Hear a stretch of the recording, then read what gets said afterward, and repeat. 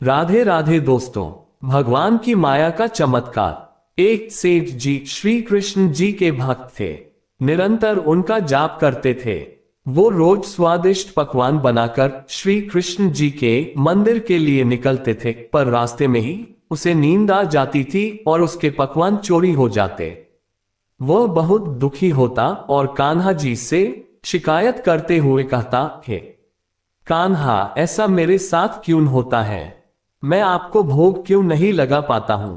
कान्हा जी कहते हैं, हे वत्स, दाने दाने पे लिखा है खाने वाले का नाम, वो मेरे नसीब में नहीं है, इसलिए मुझ तक नहीं पहुंचता। सेठ थोड़ा गुस्से से कहता है, ऐसा नहीं है प्रभु, कल मैं आपको भोग लगाकर ही रहूंगा, आप देख लेना। और सेठ चला जाता है।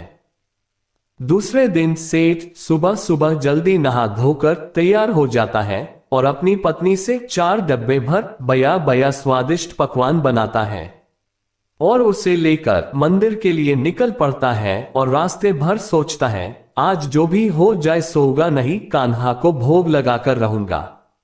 मंदिर के रास्ते में ही उसे एक भूखा बच्चा दिखाई देता है और वो सेठ के पास आकर हाथ फैलाते हुए कुछ देने की गुहार लगाता है। सेठ उससे ऊपर से नीचे तक देखता है। एक 5-6 साल का बच्चा, हड्डियों का ढांचा, उसे उस पर तरस आ जाता है और वो एक लड्डू निकाल के उस बच्चे को दे देता है। जैसे ही वह उस बच्चे को लड्डू देता है, बहुत से बच्चों की भीड़ लग जाती है। ना जाने कितने दिनों के भूखे बच्चे थे।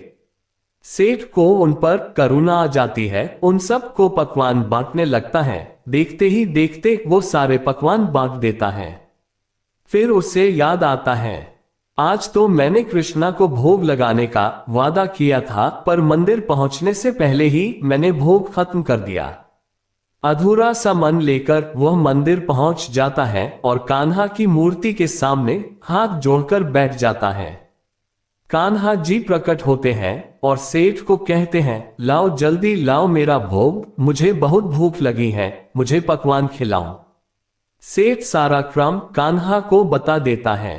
कान्हा मुस्कुराते हुए कहते हैं, मैंने तुमसे कहा था ना, दाने दाने पर लिखा है खाने वाले का नाम। जिसका नाम था उसने खा लिया, तुम क्यों व्यर्थ चिंता करते हो?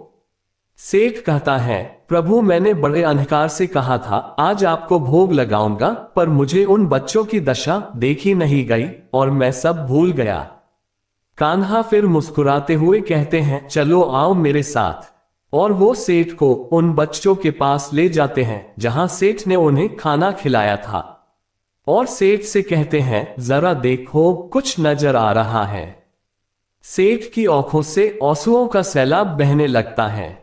स्वयं बांका बिहारी लाल उन भूखे बच्चों के बीच में खाना के लिए लड़ते नजर आते हैं। कान्हा जी कहते हैं, वही वो पहला बच्चा है जिसकी तुमने भूख मिटाए। मैं हर जीव में हूं, अलग अलग भेष में, अलग अलग कलाकारी में। अगर तुम्हें लगे कि मैं ये काम इसके लिए कर रहा था पर वो दूसरे के लिए हो जाए, तो उसे मेरी ही इच्छा समझना, क्योंकि मैं तो हर कहीं हूं।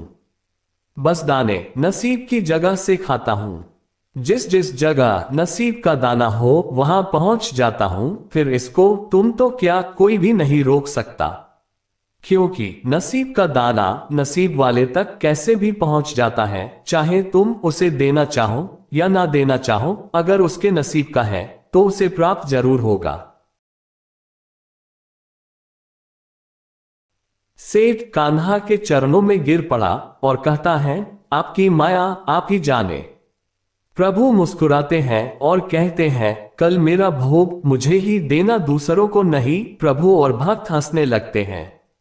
उसकी हर इच्छा में उनका धन्यवाद करें।